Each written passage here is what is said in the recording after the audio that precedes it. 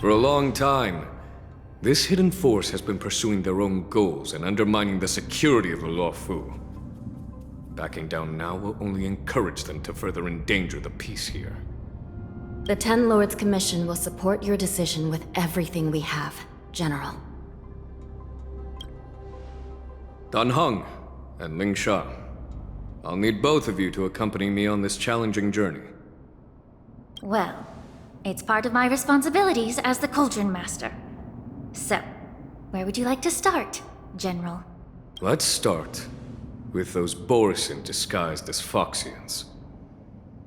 My people have already prepared the evidence.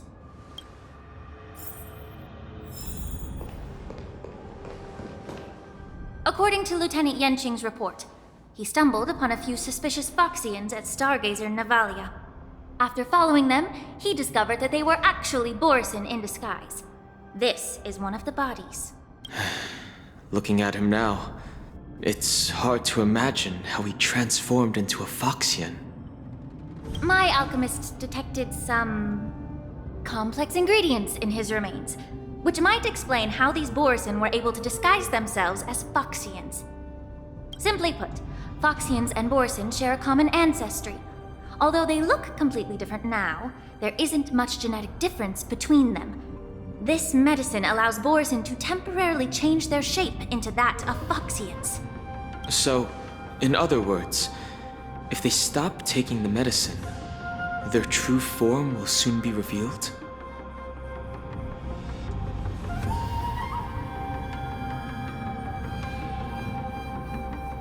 Indeed.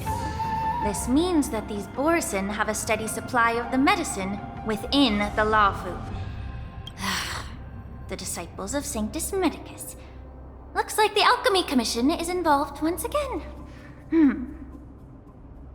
When I was sorting through the prescriptions they used, I came across one called Semblance Reversion Essence.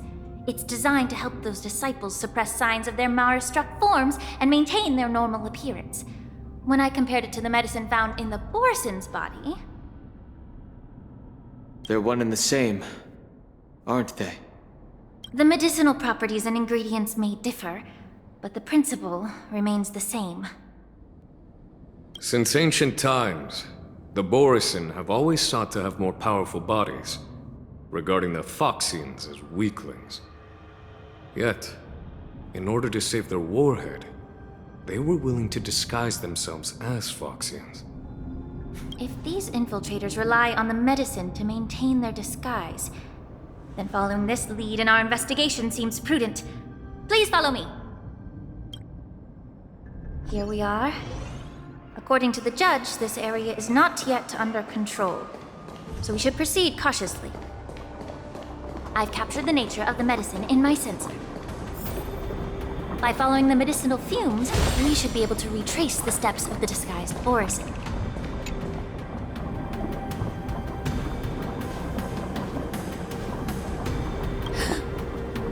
Incredible strength. The attacker shattered this warden's bones with a single blow.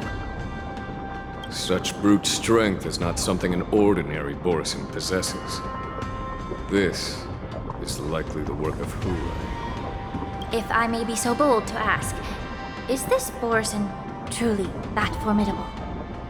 I have lived a bit longer and engaged in a few more battles than you, Miss Ling Sha. To the Alliance, Borisin have always been the most formidable adversaries. And with his strength, Hule united numerous Borisin pacts, forming a grand army of abominations of abundance. They constantly pushed the Alliance's armies into perilous positions. Over 7 centuries ago, I followed my mentor on a campaign against the abominations. And I personally witnessed the devastation on the battlefield after Hule appeared. Even with medicinal pellets that suppressed the fear caused by his lupitoxin, countless Cloud Knights succumbed to panic in the face of his murderous aura. They couldn't even raise a hand in resistance. By the end of the battle, only a few of us remained. The Crimson Moon cast the sheen of blood on all. Everything I saw was painted dark red. If that's the case, why wasn't the beast executed instead of being imprisoned?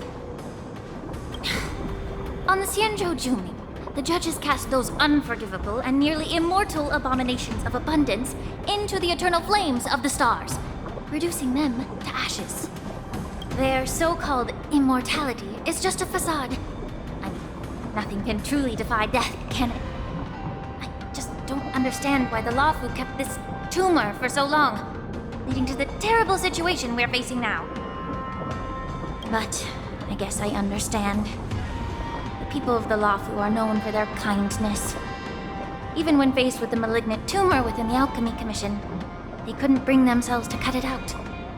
Instead, they exiled the healer, who tried to solve the problem, to the Xianzhou Jumi. I understand if you hold grudges against me, Miss Lingshaw. I take the blame for the resurgence of the disciples of Sanctus Medicus. I'm just a healer. I'm not familiar with the past. I'd appreciate it if you could enlighten me, General. All right. Let me tell you more about it as we go.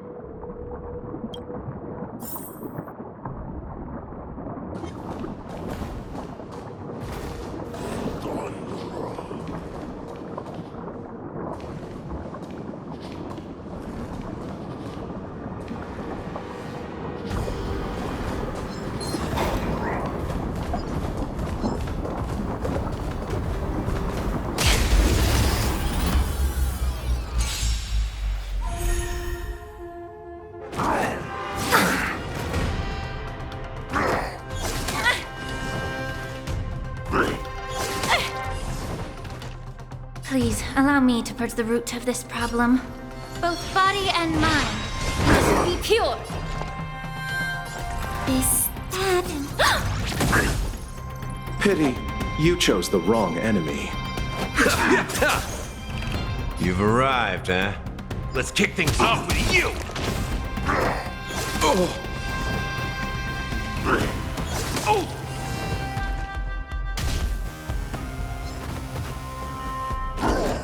You're a stubborn one. How about we dissipate that foul stench? Time to cleanse the filth. Don't you agree?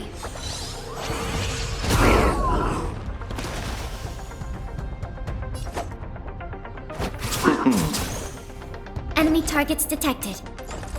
Inputting commands. Whoa!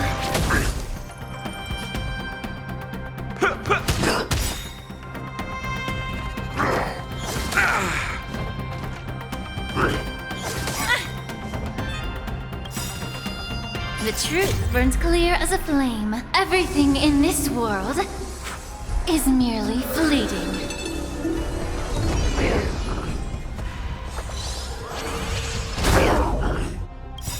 Nice like a good brew.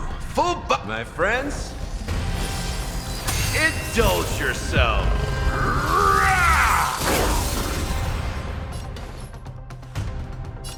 Both body and mind must be pure. Enemy data secured. Net markers activated. Time for a good old counterattack.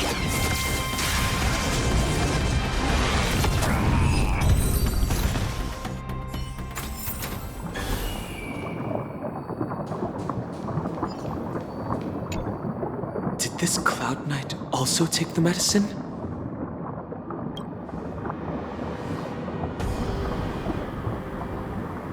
No. This is a Borisin in disguise. A guard killed him before he could return to his original form. All these Borisin are dressed in official attire. Besides the Cloud Knight, there were also two Borisin disguised as members of the Skyfaring Commission and the Artisanship Commission. Whoever is providing them with official identities must hold the position of power. Let's search elsewhere.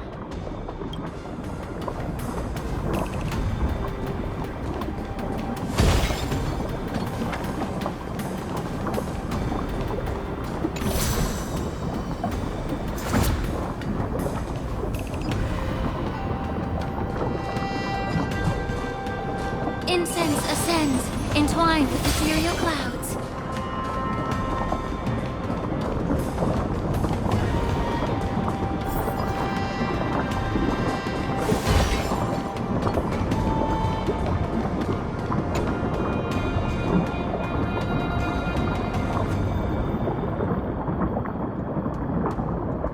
Someone bit open his arteries and drained almost all of his blood while he was still alive. Such a cruel and ruthless act. Despite being a long-lived species, Borson are actually more like predatory beasts that must feed on raw blood and flesh. I've heard that Hule was deprived of food and water in the shackling prison. It's hard to imagine how he managed to suppress his hunger for over 7 centuries. Will the hostage from the Yaoqing be able to avoid being his meal? Such is the terrible nature of the abominations of abundance. We subjected him to the forest of swords to drain his life force.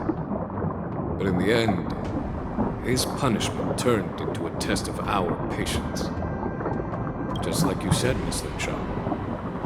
Casting a creature that can't be killed into a star would be a way to permanently get rid of it. But unfortunately... The Foxians didn't agree to that. Exactly. The atrocities committed by Hule went beyond mere massacres. Throughout numerous wars, we made every effort to eradicate the Borison. But Hule, with his Foxians, curse his name day and night, and they even use it to scare children into staying quiet. How could they grant a swift death to such a great sinner? I wonder if you know why Hule wasn't taken into custody by the Foxian majority Xianzhou Yaoqing, but instead imprisoned in the Xianzhou Luofu, Miss Linshaw. As you mentioned, your mentor was an exceptional warrior and was the one who defeated Hule, an extraordinary achievement. Therefore, the Marshal placed this feral beast under the jurisdiction of the Xianzhou Luofu as an honor, I assume? It seems you have a major misunderstanding about this arrangement, Miss Linshaw.